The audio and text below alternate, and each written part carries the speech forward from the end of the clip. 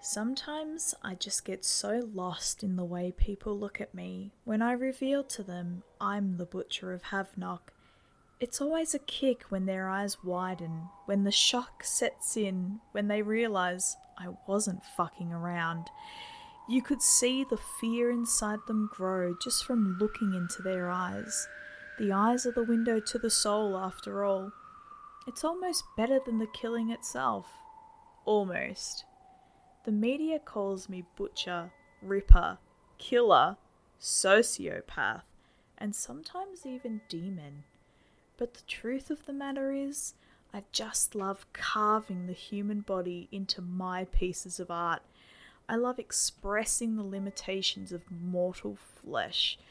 I can make a canoe out of a person's body quite well at this point. I can also shape the body into monstrosities reminiscent from some cosmic horror story.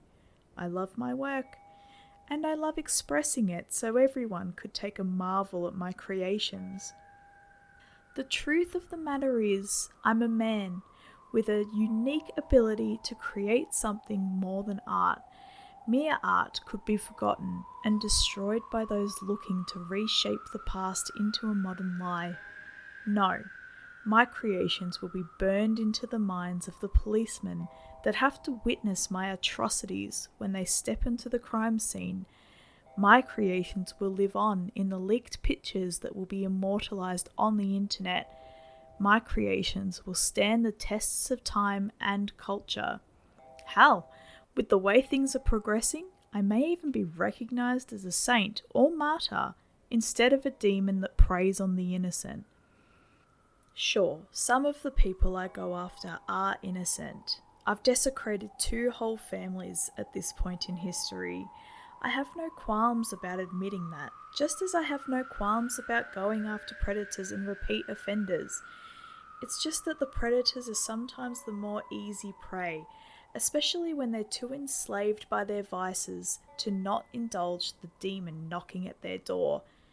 Like now, as I sat in the booth discreetly watching the woman with the silver blonde hair and ice blue eyes to die for. She always hit up the same 2 diners in town. Always. Because they were the diners that were frequented with young teenagers studying for their classes. She was well known among the teens for being the one cool adult, and they accepted her into their circles. Tonight, she was with 2 teens called Vanessa and Lara. From my booth, I listened to Lara trying to convince Vanessa to go check out the new store opening in Diamond. She wasn't having any luck, especially with Agnes, the silver blonde woman, coaxing Vanessa to stay with her and finish up the study.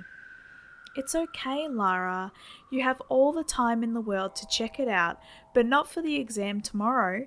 That's priority number 1 if you want to pass your freshman year, Missy, Agnes said coolly as she ever so slightly batted her eyelashes at Lara. I had to smile at the charm, because it sure as fuck worked on Vanessa. Agnes is right, Lara. I can't miss out on this, and neither can you, Vanessa asserted. Oh, for God's sake, never figured you for a prude, Lara spat before leaving. Lara! Lara! Leave her. If she doesn't want to study, so be it. It'll just be me and you, honey. Don't you like it that way? Agnes said, giving Vanessa a soft, disarmed look. Of course I do, Vanessa sighed, giving in. Sometimes I think you're more of a friend than Lara. I had started to daydream about what I was going to create from Agnes, that I found myself openly staring at the interaction and slowly looked away so as not to draw attention. Something about defiling predators had never failed to bring out the best inspiration in me, maybe because it was the time-old adage, might makes right, or maybe it was because of a logic more profound than reason. From time to time, I would look up briefly to watch Agnes seduce Vanessa with her charismatic, almost hypnotizing manner and words. They didn't leave until around 9:30, Agnes with a protective arm around the girl's waist as she opened her car door for her. I didn't need to follow them to know that Agnes was going to bring the girl to a lovely beach house for a more romantic setting with the calm sea and full moon as the view. I beat them there and hid my car along the brush and made my way down the path to the house and slipped in like a thief. I chose to hide in the bedroom closet as beams of light spilled out across the living room curtains.